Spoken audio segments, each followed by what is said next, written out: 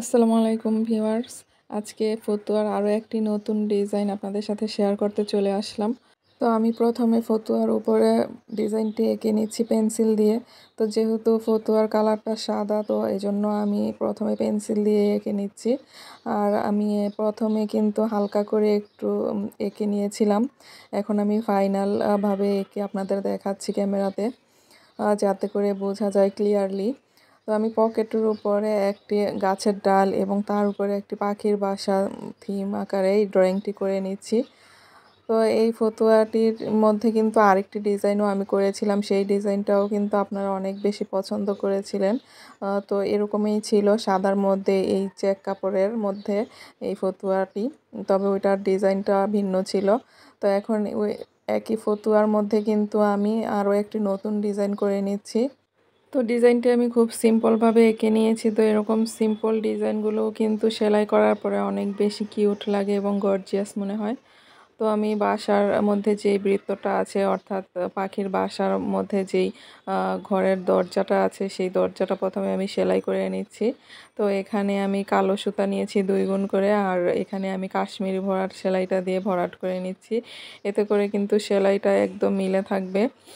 যেহেতু এই সেলাইগুলোর ফোরটা একটু বড়, এই জন্য আমি কাশ্মীরি ভরাটটা সেলাইটা দিচ্ছি। এতে করে সুতাগুলো একদম মিলে থাকবে, বাচ্চাদের কোনো রকম আনইজি ফিল বা সুতা উঠে যাওয়া এরকম হবে না। এরপরে আমি ঘরের মাঝখানে, অর্থাৎ পুরো ঘরটাকে আমি ব্রাউন কালার সুতা দিয়ে ভরাট করে নিব। এখানেও কিন্তু আমি সুতাটাকে 2 গুণ করে নিয়েছি, আর এখানেও আমি কাশ্মীরি ভরাট সেলাইটা দিয়ে নিচ্ছি। তবে এক্ষেত্রে দেখুন, আপনারা একটু খেয়াল করলে বুঝতে পারবেন, এখানে কিন্তু আমি এই সেলাইটাকে 2-3 বার করে গেট দিচ্ছি, কারণ এই ফোরটা কিন্তু অনেক বড় করে আমি উঠিয়েছি। এজন্য মাঝখানে কিন্তু আমি 2টা, কোনো ক্ষেত্রে 3টাও গেট দিয়ে নিয়েছি। এতে করে কিন্তু বড় যেই সেলাইয়ের ফোঁটা আছে, এটা একদম মিলে থাকবে, কোনো রকম সুতা আগলা হয়ে থাকবে না। তো আপনারা কিন্তু এই টিপসগুলো ফলো করে এই সেলাইগুলো করে নিতে পারেন। দেখুন, কাশ্মীরি ভরাট মানেই কিন্তু আমরা বুঝি গিট সেলাই। তো একটি গিটই অনেকে বুঝে থাকে, তবে এই সেলাইটার মধ্যে কিন্তু 2-3টি বা তারও বেশি গিট দেওয়া যায়। মানে সেলাইয়ের দূরত্ব হিসেব করে কিন্তু এই গিটগুলো হয়। তো পুরোটা কাজ কিন্তু আমি একইভাবে করে নিচ্ছি। এই পুরোটা ঘরের মাঝখানটাতে কিন্তু আমি পুরো ফিল আপ করে নেব এই কাশ্মীরি ভরাট সেলাইটা দিয়ে।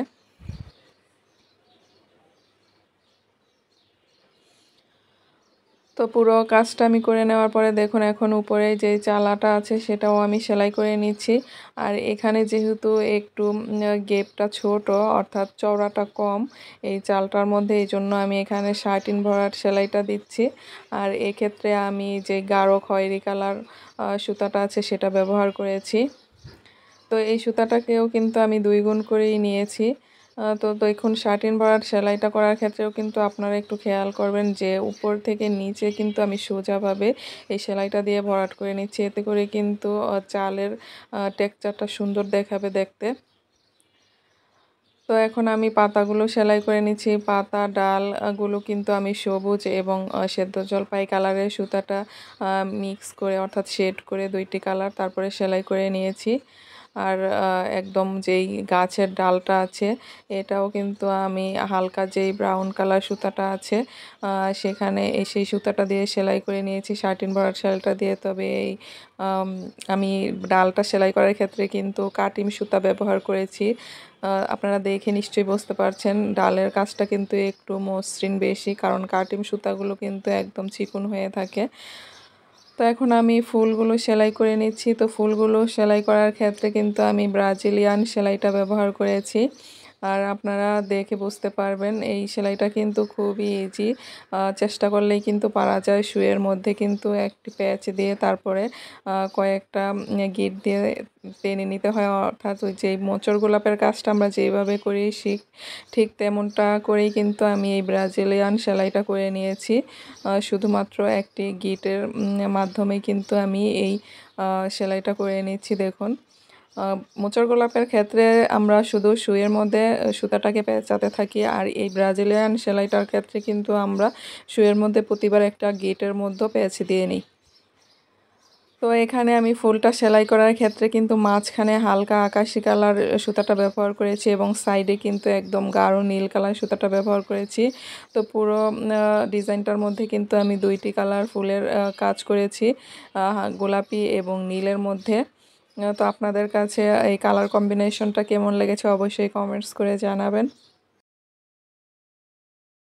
তো আমার এই কাজগুলো যদি আপনাদের একটু হলেও ভালো লেগে থাকে তাহলে লাইক, কমেন্টস এবং শেয়ার করে দেবেন প্লিজ। আর এরকম নতুন নতুন ভিডিও পেতে হলে আমার চ্যানেলটিকে অবশ্যই সাবস্ক্রাইব করে পাশে থাকবেন। যারা এখনও সাবস্ক্রাইব করেননি তাদেরকে অনুরোধ রইল সাবস্ক্রাইব করার জন্য। আর যারা অলরেডি সাবস্ক্রাইব করে নিয়েছেন তাদেরকে অসংখ্য ধন্যবাদ।